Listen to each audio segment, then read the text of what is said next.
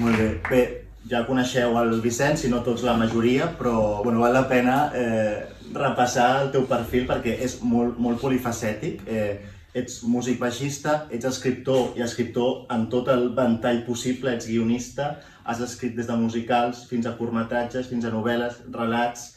És a dir, tens una visió molt àmplia i crec que això realment, en el que jo t'he conegut, que és la faceta d'escriptor de novel·les i de relats, noto molt aquesta influència, segur que esteu d'acord, aquesta influència de moltes arts que acaben confluint en les teves històries i ho noto molt amb el teu estil, i en aquesta novel·la crec que és un clar reflex de, per exemple, un estil que tens molt dinàmic, molt ràpid, mai decau la intensitat i la tensió.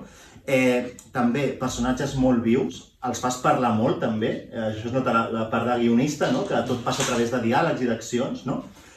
També, la meva opinió, una recerca de la sorpresa, el cop d'efecte constant, que això fa que realment es mantingui molt el ritme.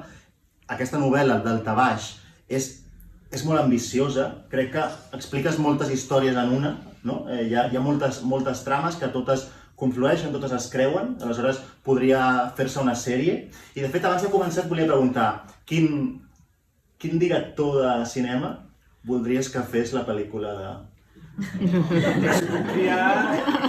Podria Steven Spielberg. Jo no va dir Spielberg. James Cameron, potser també. També. Sí. Has de triar, oi? No, clar, és que realment jo crec que donaria perquè l'Spielberg, si li fas arribar, potser ja sort, realment. Un spoiler, s'anomena.